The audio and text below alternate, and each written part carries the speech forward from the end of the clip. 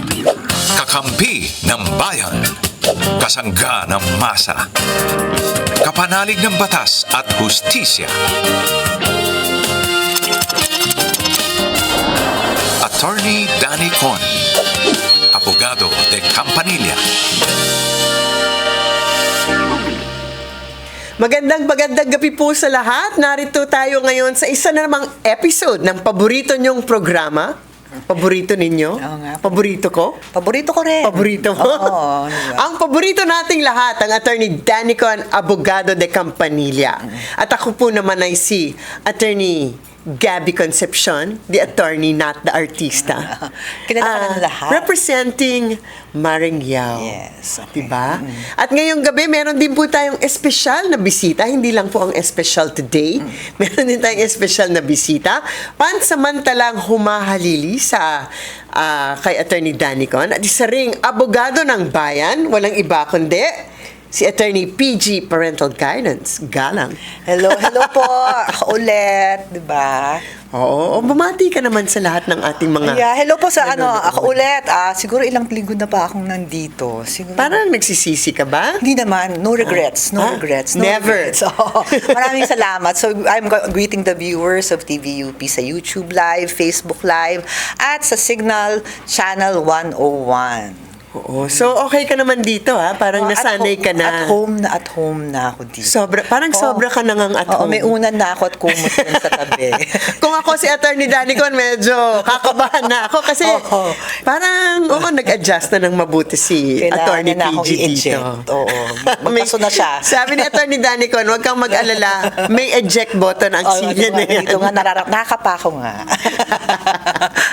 Anyway, di ba, Yan. para sa mga Globe users, Oo. diba, sino ba itong, pwede kayong tumawag sa amin, Oo. or mag-text using these numbers, 0954-310-0331, at para sa smart users, 0961-77-08807. At pwede silang din mag-iwan ng mga message, di ba, sa Facebook page po ng TVUP. Yes. Okay? So, wag na tayong magpaligoy-ligoy Wag na pa. tayo magtumpik-tumpik. Oo, kasi pag sinimulan natin yan, hindi tayo matatapos. Ang daldal natin eh. Oo nga. Sige. So, unahin muna. Miski na makaisang question naman muna tayo. Dalawa bago na mo ako kwentuhan. ano ba kwento Di ba? ko sa'yo? Bago meron tayong pag-usapan tungkol sa mga ganap nung estudyante ka ni Attorney Danny Con. Huwag na natin balikan ng nakaraan. Kakasabi ko lang. Let's move on. Move on na tayo sa mga masasakit na pangyayari sa ating buhay.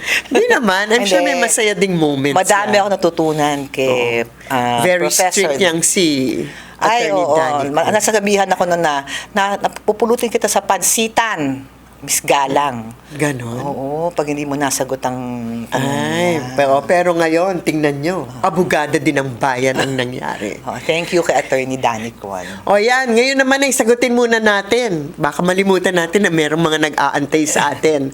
May text in question si Glenda from Antipolo.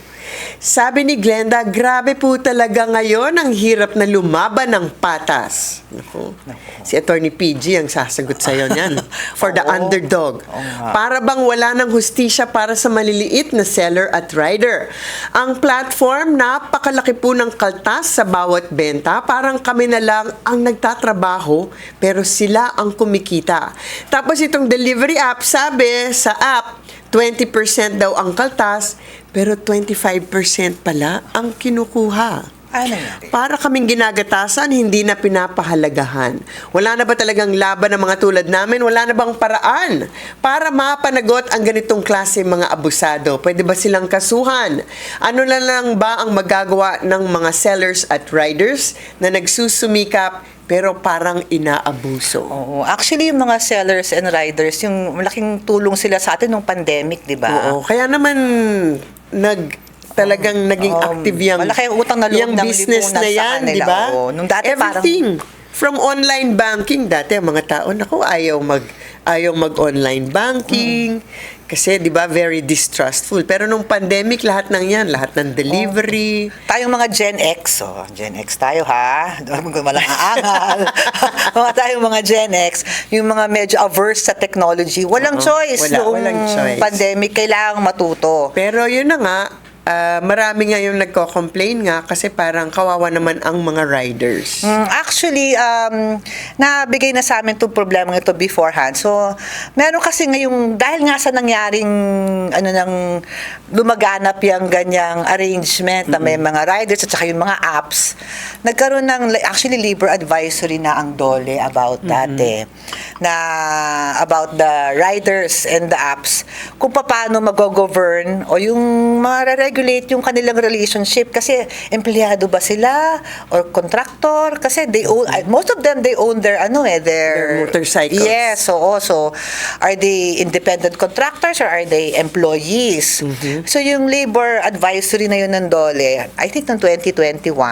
2021 pa ba yun? Oo, 2021, they came out with some guidelines on how yung mga disputes na ganito will be resolved. So, unang iisipin, empleyado ka ba or independent contractor? Kasi malaking bagay yun. Kung ikaw ay empleyado, iba yung mga rights karapatan and mo. benefits Pero kung and independent privileges. contractor ka, iba rin yung mga Kung ano karapatan. lang yung Oo. nasa kontrata nila. Pero nevertheless, I think dun sa advisory yun, sinasabi na kahit na independent contractor ka and you're a rider sa mga apps na to, you must have at least yung minimum ng isang empleyado. I mean, yung SSS, nabibigyan ka dapat niyan, ng mga PhilHealth, at saka mga ibang rights and benefits. Kung sila ay empleyado. Kung sila ay empleyado. Tapos doon, but the general rule is that kung independent contractor ka, you are governed by Kung ano yung kontrata Oo, ninyo. mukhang sinasabi dito 20%, no? Pero yun na nga. Pero, Oo. I think ang sinasabi din kasi nila, ang usapan, 20%. 20%. Pero ang ina-advertise, 25%. magkaiba. Sa gantong, in that same advisory, meron silang mekanismo na kung may reklamo sila, kung may problema sila sa ganyan, pwede silang magreklamo sa DOLE. At merong specific na Procedure. Oo, procedure. Just for this, yung mga riders and apps. Kasi ang dami na nila ngayon, di ba? Kahit sa kalsada, pag ikaw nagmamaneho, I'm sure kalahati nung nakikita mo nagmomotor. Yung mga riders na mga nag-deliver. So, kung talagang meron kang, sino ba to? anong pangalan niya? Si Glenda. Si Glenda. Ako, Glenda, kung talagang tingin mo ay naagrabyado ka sa arrangement mo nung app, nung may-ari nung app, dumulog ka sa DOLE at sabihin mo na ito nga ang aming at ang DOLE ang magsasabi sa'yo kung based on kung ano man yung arrangement nyo, if employee or independent contractor ka, at sila na rin ang magsasabi kung ano yung mga gagawin mo. Pero syempre kung ano yung, titingnan mo rin talaga kung ano yung kontrata. Kasi kung ang usapan nyo talaga ay 20% ang ikakaltas, at yun naman ang kinakaltas, then actually parang wala kayong problema. Kasi ang parang isang sinasabi niya, magkaiba yung ina-advertise, iba yung So may 5%, ini-implement. may 5% na Pero kung difference. hindi ka naman na apektado kasi kung ano yung pinag-usapan ninyo, yun ang nasusunod. Pero parang false advertising din naman tong app na to, di ba? Oo. Ay pwede rin kayong mag-complain sa DTI because it's an unfair, Yes. it's an illegal Parang practice. marketing, yan It's, yung practice of advertising, mali din kasi iba din yung ginagawa, di ba? So, kailangan din in-complain yan. Pero kung kayo naman ang naagrabyado, syempre iba naman ang arena ng labanan, di ba? Which will be in the DOLE naman. Yes. So, Okay. sana sagot namin yon, ha, Glenda? Correct. Pero kailangan nga bigyan ng tamang karapatan, benepisyo at karapatan tong mga riders natin. Kasi without the riders, Oo, parang walang effectivity ang mga apps. may imagine mo ba ang buhay mo ngayon na wala yung mga ganyan Because delivery? riders are Oo. necessary and indispensable to the Oo nga, business. parang feeling ko lahat sila employee eh. Dapat. Oo nga, kasi parang hindi naman na-under yung app na yun kung wala sila. Correct. Necessary and indispensable. Pero kahit na necessary and indispensable kayo, kailangan maging mabuting driver kayo sa daan. Please, please. Isang lang, parang maiba please lang ng sandali. please. Oo nga. Kasi hindi rin natin maipagkakaila. Actually, na ang dami ring mga aksidente dahil sa mga... Hindi natin sinasabing yung mga riders. Hindi namin sinasabing ikaw, Glenda. Motorcycles in general. Kasi nga, Dumadami ang gumagamit ng motorsiklo sa Isa daan. pang issue yan, yung paano ba na bago ma-issuehan ng lisensya ang mga motorcycle drivers. Sana man Correct. lamang talagang yung... Isa pa yan. Oo. Kasi ang talagang, minsan ako nagmamaneho ako, di ba? Nagugulat na lang ako minsan Parang nilalampas ang isang araw, hindi ako parang muntikan na ata Oo. yun Napaka-helpless ng mga others on the road, di ba? Lalo na ngayon, umuulan na. Kawing-kawing na ang mga issues natin. Sabi natin, dapat at least naman dalawa. Ito Sige. pangalawa na. Bago natin makalimutan at naka-standby po sa atin ngayon si Kobe from Montalban. Ito kaya ay napangalan kaya si Kobe. I'm sure after a basketball player. Malamang, oo. Di lang Tanungin natin alam kung si Kobe Paras. Or si Kobe Bryant. Kobe Bryant. Tanungin natin si Kobe. Kobe? Hello po. Magandang gabi Hello po. sa'yo, Kobe. Sagutin mo muna aming kanino ka pinangalan?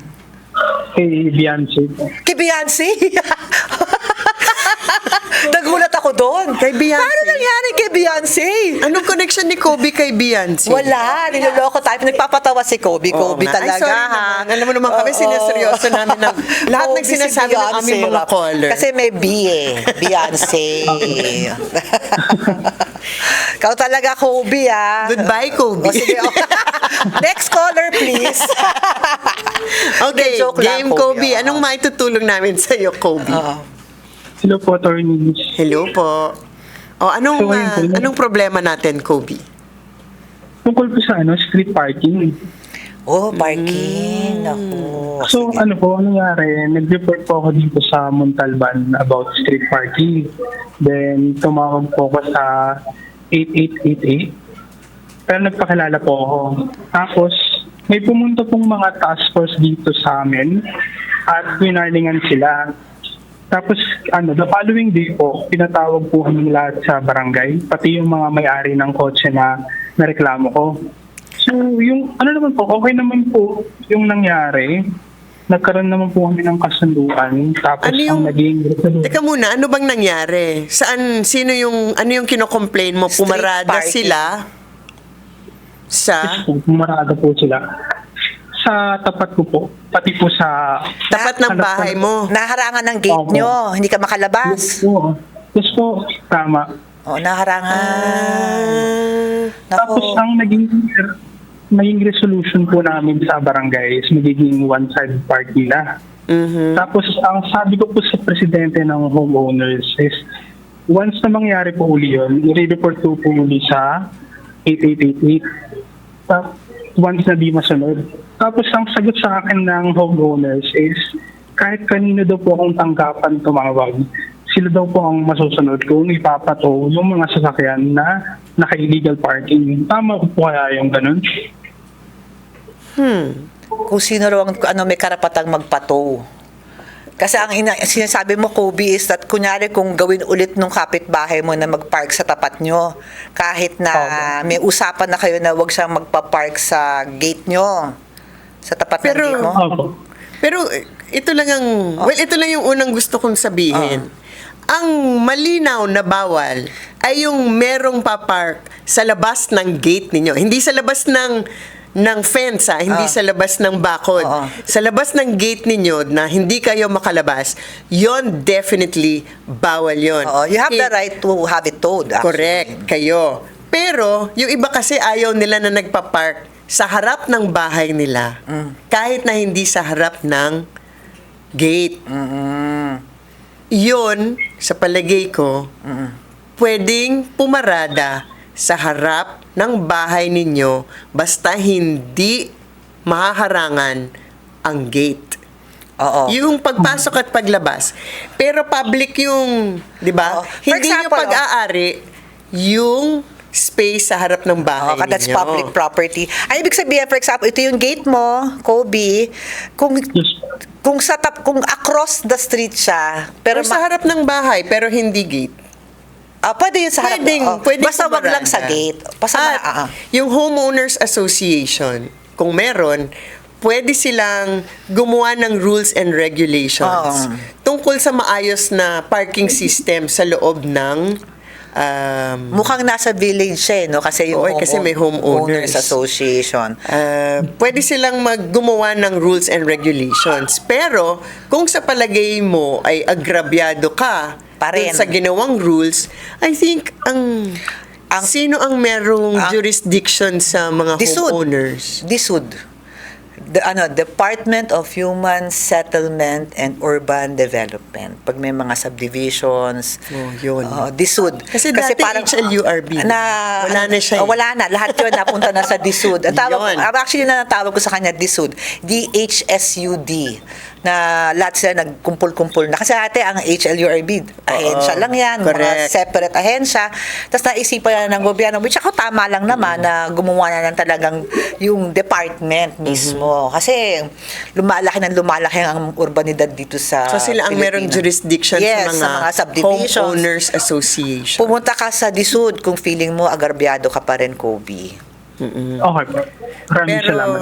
Pero yun na nga, ang talagang malinaw lang na karapatan mo bilang isang homeowner, whether you're in a subdivision or yung ungated na location, basta tapat ng gate mo kung saan lumalabas at pumapasok ang mga kotse mo, yon kahit na sino hindi pwedeng Oo, kasi pumarada nuisance doon. yun, Kobe, nuisance. Pero yung iba kasi, ayaw nilang magpapark sa tapat ng bahay nila kahit na hindi gate. Yun naman hindi pwede. kunyari yung pader lang ng bahay. Pader, yun naman hindi pwede. Oo. So, una muna siya, actually tama yung ginawa mo, Kobe, na ang una mong dinulugan ng barangay mo. Barangay muna. So, maganda yung ginawa mo. 1,000 exhaustion of remedies. So, pag hindi ka pa rin... At saka, syempre kung madadala sa maayos na usapan, lalo na sa Lahat ng mga mga magkakapit-bahay, daanin natin sa magandang usapan. Huwag away-away, huwag formalan ka Oo agad. nga. Pero kung hindi makuha sa maayos na usapan, ay syempre, either the homeowners association or the barangay. Oo. Okay. Okay? Okay, Kobe, Nasagot na po yung tanong ni Bjorn. Thank you, Kobe. na related kay Oo. Beyonce ang Basta pangalan. tanda, nga, Beyonce naman, nawindang ako doon kay Kobe. At saka ang unang naisip niya si Beyonce. Bakit kaya? Sikat naman kasi si Beyonce. Correct. Okay. Okay, maraming salamat you, sa iyo, Kobe. Kobe. Thank you for calling. Thank you so much po. Sige. Ito naman, meron tayong text in question, this time from Jacob of Pasay. Hello, good evening. Ask ko lang po kung may naka-experience na dito na tinatawag na AWOL ng company kahit nagsumite na ng resignation letter pero ayaw nilang tanggapin. Hindi na rin po nila binigay ang last pay ko. Naku, yun pala. Okay. Nag-apply na po ako sa ibang kumpanya at natanggap na ako. Pwede po ba akong makasuhan kahit technically hindi pa cleared sa previous employer? Walang ganun. Walang kaso-kaso na porket lumipat ka ng employer. 'Di ba? Kasi karapatan ng ng empleyado na mag-resign at maghanap ng ibang trabaho. Correct. Pero bakit ayaw kaya siyang pakawalan? Bakit ayaw tanggapin ang Baka resignation letter mahusay niya? na empleyado tong si Pero Ay, hindi mo naman mapipilit ang isang tao na Oo. mag-remain. Parang Invo- love life lang Oo, yan. nga, Kung nga. ayaw na sa inyo, Let go. Let go. Walang- Hindi niyo pwedeng pilitin na walang magstay. AWOL. Otherwise, it's called involuntary servitude or that's a fancy way of saying slavery. Oh! Ay, sabay pa tayo. Correct. Oo nga, yun. So, wag ka mag-alala. Wala kang kaso dyan kahit na hindi ka pa cleared sa previous employer mo at lumipat ka na. At saka kung meron kang sinabmit Congratulations. na resignation letter na sana ay merong stamped received. Oo. Di ba? Para pwedeng gamiting ebidensya. Although yung iba, kung nasa government ka, Sa government hindi- lang yung pwede- At may kaso kang graft and corruption, hindi ka pwedeng mag-resign. Actually, magandang point yan, Gabi. Kasi pag may difference between private and public. Yes, Pag correct. private, I assume private to, you can resign at will. Of course, depende din kung meron kayong kontrata kasi kung merong mga, 'di ba, merong mga kontrata na you cannot leave unless you're Maganda yan. certain. Oo. Oo. Baka may bond siya na, kunyari, kasi may mga But as a general rule, Oo. kung wala namang kung mga rights and obligations or contractual requirements, dapat pag nag-resign kayo. Otherwise, baka magkaroon ng habol. But anyway, wala na tayo. Ayan na naman. nakailan tayo? Time flies by so fast when you're here. Iwan ako. And when I'm here. When you're here. Actually, Kaya na, siguro sa ibang opportunity, pag-uusapan natin ang ibang mga terms and conditions of employment and termination of employment. madalas kasing tanong yan dito sa programa. But as of right now, ay kailangan na po natin magpaalam ng pansamantala. Ay. May next time pa. Ang lalim nun, pagpaalam ng pansamantala. Talaga naman. Oo, walang forever na goodbye. Maganda yun Ma-memorize na yun. Walang forever na goodbye. Uy, Wala ding forever. Sa mga nag-text, nag-comment sa aming Facebook page, abangan nyo po ang mga sumusunod nating episode. Baka ang mga tanong nyo po ang ating mapag-usapan. Okay, at maraming salamat sa mga viewers who are watching us now sa YouTube Live at saka sa mga viewers who called and texted. Maraming salamat po sa inyo. Sa susunod na episode, sana masagot namin yung mga iba nyo pong tanong. Hanggang sa susunod po, ako po inyong lingkod, Gabby Concepcion. At ako the naman attorney, not the artista. Kaya I need to make that, Hindi, pero alam mo, para ka namang artista. ay magkaibigan talaga tayo. Oo. At ako inyong abogado de Campanilla, si Attorney PG Galang. Hanggang sa muli. Ito po ang Attorney Danicon, Abogado de Campanilla. Until next time. Bye.